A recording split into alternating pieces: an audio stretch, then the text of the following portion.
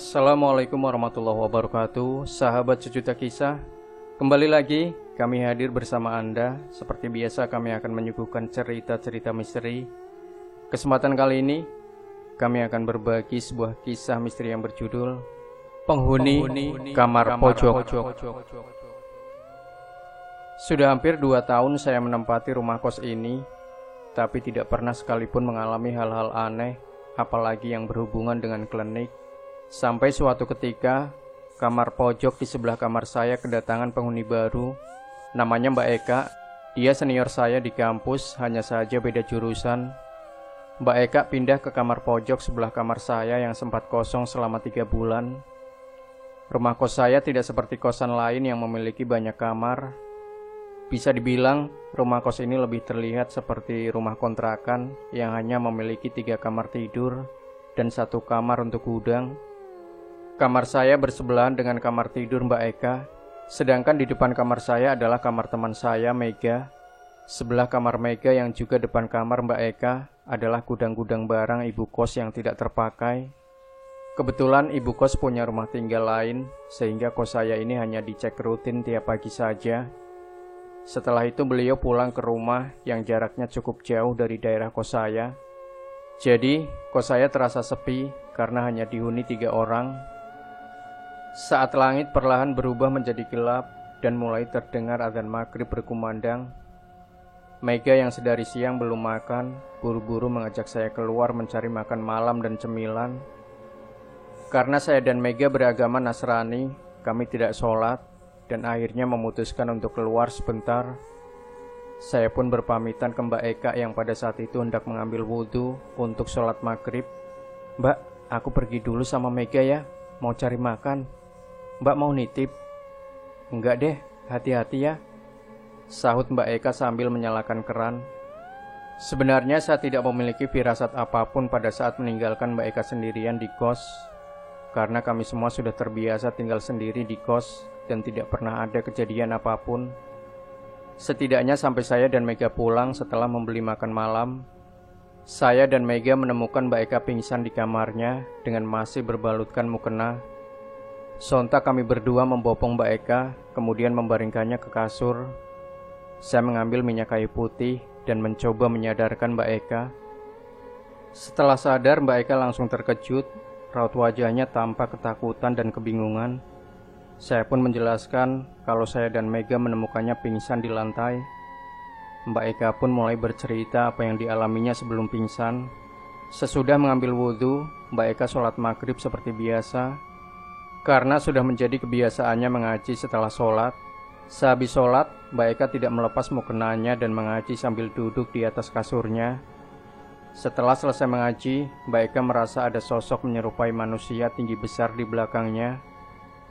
Tangannya yang besar dan berbulu menyambar kepala Mbak Eka dari arah belakang, hingga dia jatuh terjerembab dari kasurnya. Seketika Mbak Eka tak sadarkan diri. Saya dan Mega hanya bisa menenangkan Mbak Eka yang terlihat masih linglung dan ketakutan. Lalu saya dan Mega pun menyarankan agar Mbak Eka tidur di kamar saya. Setelah kejadian pingsannya Mbak Eka, tidak ada lagi kejadian serupa selama 2 hari. Karena merasa sudah aman dan tenang, Mbak Eka memutuskan untuk kembali ke kamarnya sendiri. "Kok sudah mau kembali, Mbak? Sudah gak takut kah?" tanyaku. "Gak apa-apa, Dek. Lagi pula gak enak numpang kamar kamu terus," jawabnya sembari membereskan bantal dan selimutnya. Kami bertiga pun mulai beraktivitas normal hari itu, berusaha melupakan kejadian mistis yang menimpa Mbak Eka.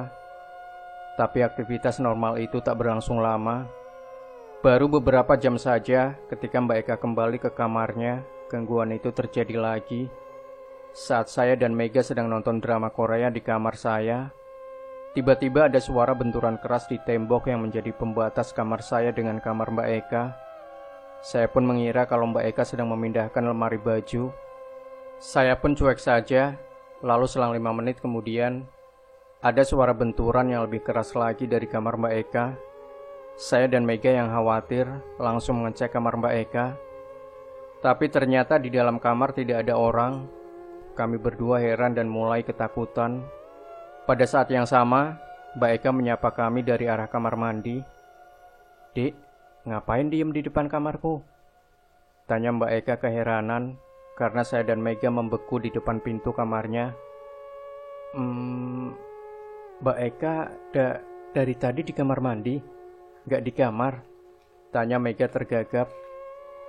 "Aku baru saja pulang dari kampus, terus langsung mandi. Soalnya bajuku basah keringat. Kenapa memangnya?" "Mbak Eka ke kamarku aja, jangan ke kamar Mbak Eka," kataku sambil segera menarik tangannya. Kami bertiga berkumpul di kamar saya. Saat saya hendak menceritakan kejadian barusan ke Mbak Eka, tiba-tiba dentuman keras itu kembali datang dari dalam kamar Mbak Eka. Dentumannya makin lama makin keras, sampai-sampai tembok batas kamar kami itu bergetar. Kami berteriak ketakutan, tapi tak mampu beranjak keluar dari kamar. Kami bertiga berpelukan ketakutan sambil mengucap doa apapun yang terlintas di pikiran kami. 5 menit kemudian, dentuman di tembok pun menghilang.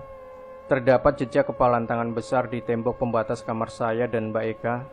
Jejak kepalan yang tercetak di tembok itu cukup besar untuk seukuran kepalan tangan manusia.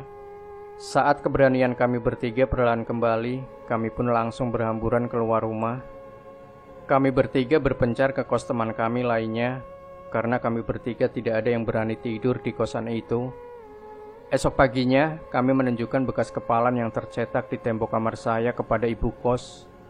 Ibu kos melihat bekas kepalan tangan itu dan segera menghubungi Pak Sanusi, orang pintar kenalannya. Menurut penuturan Pak Sanusi, sosok yang mencelakai Mbak Eka dan meneror kamar saya adalah genderuwo penghuni kamar pojok itu. Genderuwo itu marah karena Mbak Eka sering sekali mengubah-ubah letak perabotan di kamarnya.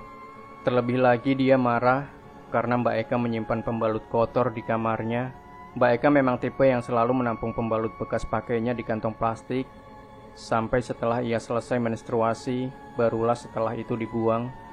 Kata Mbak Eka supaya sekalian saja, jadi tidak buang-buang banyak kantong plastik. Ternyata kebiasaan tidak mencuci pembalut dan menampungnya itu membuat penghuni kamar pojok marah. Walaupun penyebabnya telah diketahui dan telah ditangani oleh Pak Sanusi, pada akhirnya kami bertiga tetap memutuskan untuk pindah kos. Demikian sahabat Sejuta Kisah, tinggalkan komentar Anda, like, share video ini, subscribe channel Sejuta Kisah, dan kembali nantikan cerita-cerita misteri terbaru dari kami.